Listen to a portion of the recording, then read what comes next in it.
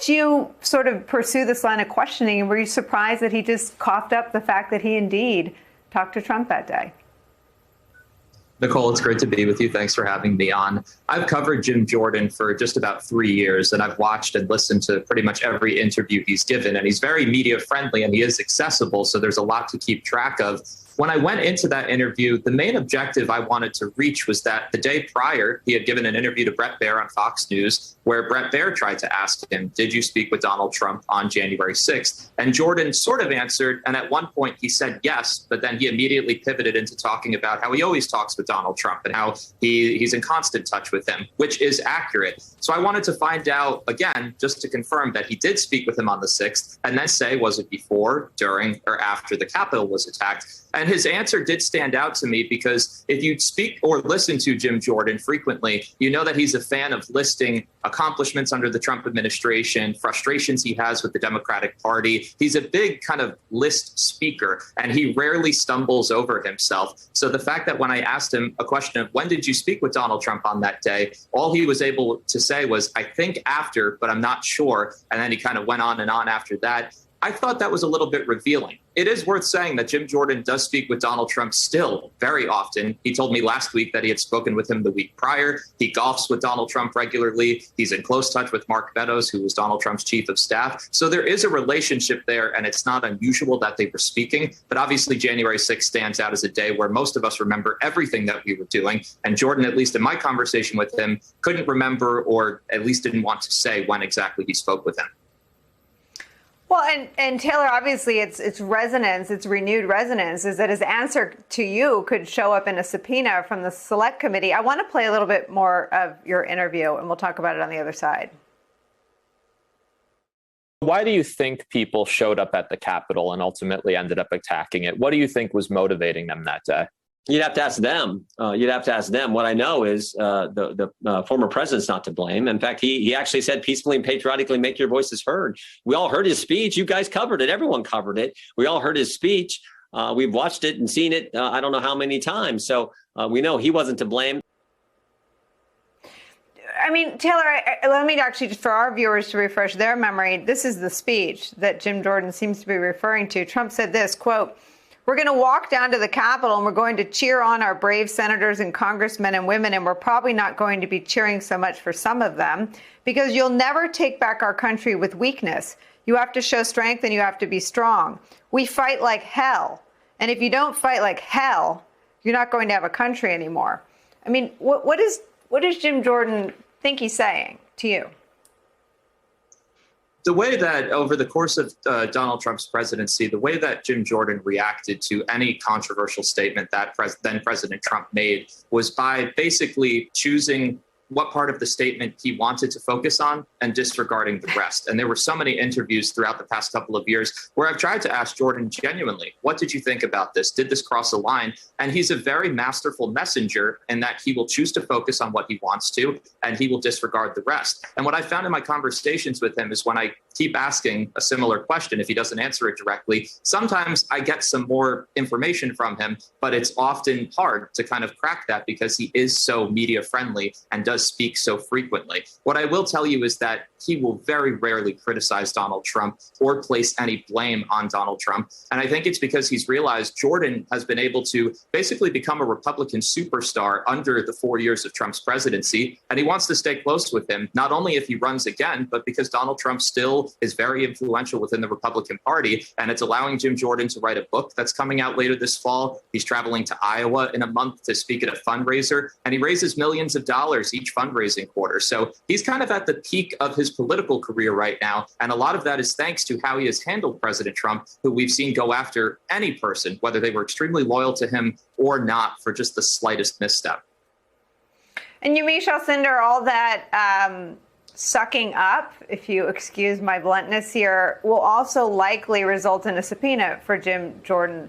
Kinzinger and Cheney clearly on board with the Select Committee's stated plan to start issuing lots of subpoenas. Any reporting on how Republican members of Congress are expected to respond? Well, I think that is the big question. And as we've been having this conversation, the thing that's been sticking in my brain is something that happened last week. And it's that revelation that in the middle of the 2020 election, when former President Trump, was desperate to have the will of the people overturned, he told Department of Justice officials, not only should you declare the election corrupt, one, of course it isn't, but leave it to me plus my R congressmen. So those R congressmen are, of course, Jim Jordan in many people's minds, but there are so many other congressmen that also might be facing that same question that Jim Jordan is facing. It's clear that there were a number of Republicans, including the ones who voted not to certify the election, who were trying to have former President Trump's back, trying to really lie on his behalf. And all of those people might be called in to testify. What their response will be, I think, is the big question mark here. But the Democrats that I've talked to, including Democratic leaders that I've talked to, they indicate that no one is off limits, including White House officials. And of course, these Republican congressmen. I want to say one other thing, because I think this story is something that's sticking to me, is the fact that the president and Republicans are saying that these conservative supporters who broke into the Capitol, who had all this violence, that they were treated worse than Black Lives Matter activists. And I have to tell you, as someone who's covered a lot of Black Lives Matter protests, people would have been shot. People would have been killed. I've seen so much less and seen so much more force used against African-American protesters that we need to underscore the idea that there were a lot of officers who were using restraint that day. And there's a big question on that, on what that is. But here is former President Trump trying to, again, play the victim here. It's such an important point. We should never go so far down the rabbit hole covering these people. And I likened it to, it's the sort of coup version of fantasy football, where players are make-believe players on their team, where Ashley Babbitt is the heroine in their delusions. But we should also point out, Yamiche, that a third police officer, a D.C. Metro police officer who responded to the insurrection from Trump supporters, has died by suicide today. The sort of point you're making, Yamiche, extends to the disregard and this disgraceful way they're willing to treat law enforcement officials, who in all of their sort of prior flashpoints they viewed as on their side and in their corner.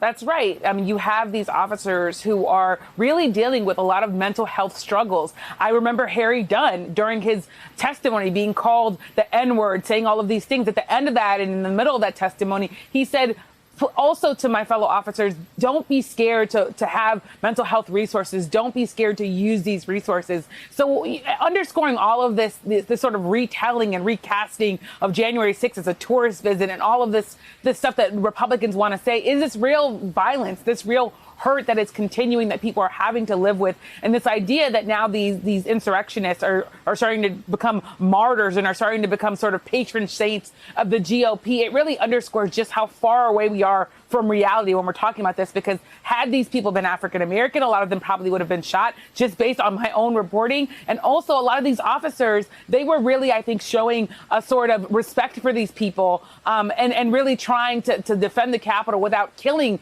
these people. And I think that that's a question that is still something that is lingering in people's minds, and something that these officers are very hurt about when they think about the way that they were disrespected and attacked on that day.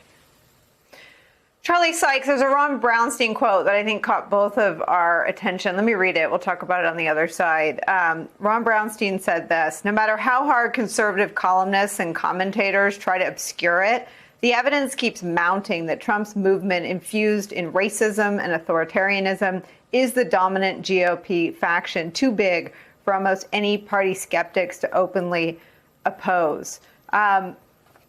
I think it's time to abandon any pretense that everyone other than Kinzinger and Cheney isn't now complicit in what Yamiche is describing and what Taylor revealed from Jim Jordan. And I think a pivot is required now. This isn't, and there've never been two sides to the Trump question, but this is now a pro-insurrection, pro-Ashley Babbitt, anti-law enforcement Republican Party. No, I mean, how ironic is it that, the justification for throwing Liz Cheney out of leadership was the Republicans wanted to move on, right? They didn't want to relitigate all of these issues. And yet every single day, every single week, we find out more of what Donald Trump and his supporters were doing to overturn that election. And by the way, I had the same reaction that Yamiche had. This story over the weekend of the president on the phone with the Department of Justice saying, you just declare it corrupt, I will do the rest along with my cronies in the House of Representatives. What it underlines is this was the pattern and practice of this president, that January 6th was not a single discrete event that can be seen in isolation. It was the culmination of an effort by a sitting president of the United States to use his power, all the levers of power that he understood, to overturn this election, to block this election. So, to your question, Republicans, been hoping it's going to go away. They want to move on to something else. But they're not going to be able to do this. And in part, I'm increasingly optimistic that this January 6th committee is going to come up with new information. I mean, the aggressiveness on subpoenas is really kind of eye-opening. And keep in mind, one of the things that has been a dramatic game changer, one of the things that makes this committee so much different than the impeachment committees is the fact that we now have a new attorney general and a new Department of Justice.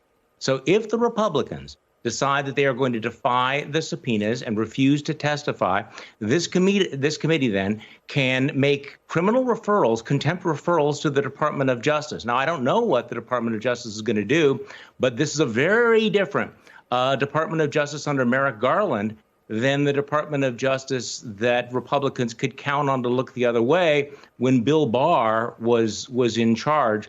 So again, Republicans may think they don't have to choose. They may think they can continue to kind of look at their shoes, but this is not going away. And you're absolutely right.